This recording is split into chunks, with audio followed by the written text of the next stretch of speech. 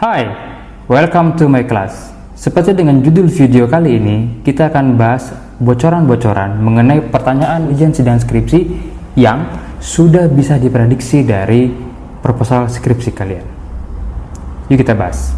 Sejatinya, pertanyaan-pertanyaan saat ujian sidang skripsi itu sudah dikantongi oleh dosen-dosen penguji dari rumah mereka masing-masing, atau dari apartemennya atau dari kos-kosannya. Nah, pada dasarnya pertanyaan-pertanyaan ini itu terdiri dari 4 kategori pertanyaan besar. Yang pertama, mengenai konsep skripsi kalian. Yang dibahas di konsep skripsi itu adalah teori dan juga kerangka berpikir dari skripsi kalian. Maka saya bilang ini bisa diangkat dari proposal kalian, atau kalian bisa prediksi ini dari proposal kalian. Apa aja itu? Yuk kita simak.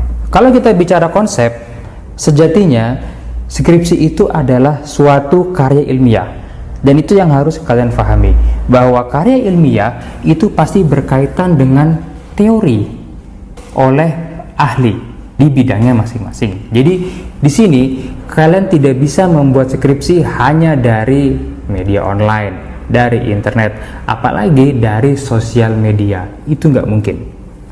Jadi bagaimana? Jadi untuk skripsi kalian butuh teori yang dibuat oleh para ahli dari buku mereka. Ingat, buku. Maka dari itu kalian wajib memiliki buku untuk penulisan skripsi kalian. Untuk pertanyaan yang pertama dari kategori konsep skripsi kalian, yaitu kenapa kalian mengangkat judul skripsi ini, atau kenapa tema itu kalian angkat. Jadi di sini yang perlu kalian ingat, seperti yang sudah saya bahas sebelumnya, bahwa skripsi adalah karya ilmiah, dan karya ilmiah itu berangkat dari suatu penelitian, dan penelitian terjadi karena adanya masalah. Seperti saat ini perekonomian Indonesia, daya beli masyarakat sedang turun, itu masalah. Lalu kalian teliti apa penyebabnya. Disitulah kalian menggunakan teori para ahli yang sudah mereka tuangkan dalam buku mereka untuk menjawab bagaimana cara penyelesaian masalah tersebut. Lanjut. Dari konsep ini adalah apa variabel yang kalian pakai.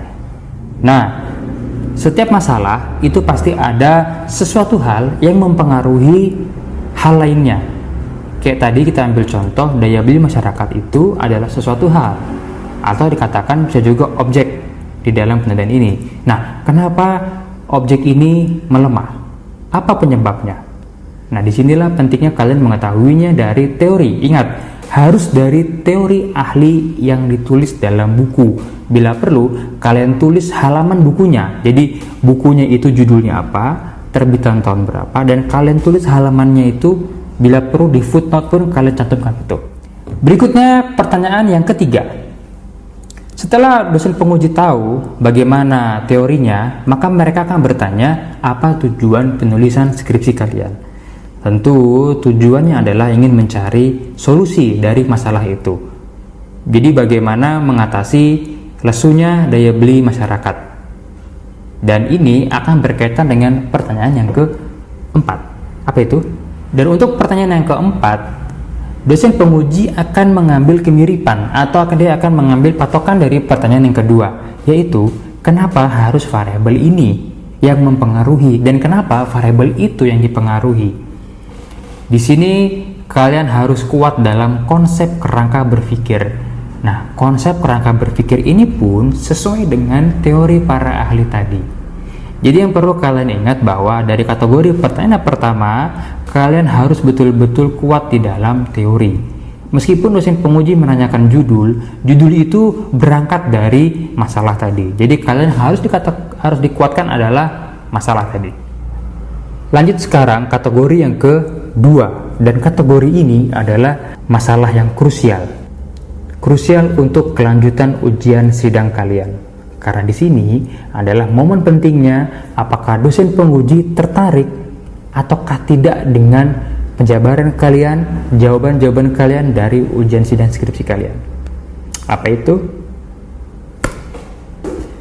Sebelum dilanjut, tolong dukung channel ini dengan klik tombol subscribe, like, aktifkan lonceng notifikasi, dan kalau ada ilmu yang bermanfaat untuk kalian dan teman-teman kalian di luar sana, tolong disebarkan.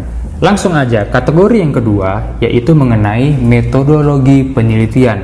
Jadi ilmu yang mempelajari cara atau bagaimana kalian melakukan penelitian sampai dengan nanti kalian mendapatkan hasilnya. Pertanyaan yang pertama dari kategori yang kedua mengenai metodologi penelitian. Pertanyaan yang pertama itu sebetulnya dasar sekali.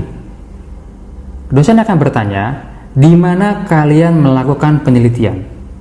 Sudah pasti penelitian itu harus ada tempatnya. Nggak mungkin kalian meneliti itu di antah berantah atau di dunia maya, itu nggak mungkin. Kalian butuh tempat yang jelas, yang konkret seperti ini, butuh tempat yang konkret. Ini pertanyaan pertama yang krusial. Apa sebabnya? Karena kalau kalian meneliti di suatu wilayah yang tidak mungkin akan kalian mampu untuk menelitinya, maka ini akan menjadi nilai negatif dari dosen penguji tersebut. Saya kasih contoh, kalau seandainya saat ini tadi kita berangkat, kenapa daya beli masyarakat melemah, dan saya mengambil problemnya menurut teori ahli bisa terjadi karena adanya wabah. Walaupun daya beli masyarakat turun itu banyak hal, bisa karena faktor politiknya yang kurang bagus, atau mungkin bencana alam, ya mungkin juga dari perang nuklir atau sebagainya. Dan yang saya ambil dalam hal ini adalah wabah penyakit. Nah, saat wabah penyakit ini tidak mungkin kan saya meneliti di area yang begitu luas. Kalau hanya sebatas RT, RW itu masih masuk akal. Saya bisa bertanya per kepala keluarga, kenapa daya belinya turun? Apakah daya belinya turun? Dan sebagainya. Kalau kalian mau mengangkatnya kelurahan, kecamatan, apalagi skup yang besar Jabodetabek, itu sangat-sangat tidak mungkin, ya kan? Belum lagi kalian harus keluar rumah. Keluar rumah ada peraturan PSBB dan sebagainya. Jadi dosen penguji akan berpikir, ini nggak mungkin lah, ini orang pasti ngarang nih. Nah, seperti itu ya. Pertanyaan krusial yang kedua ini juga sebagai penentu akhir, apakah dosen penguji akan memberikan nilai yang positif pada penelitian Anda atau justru malah sebaliknya.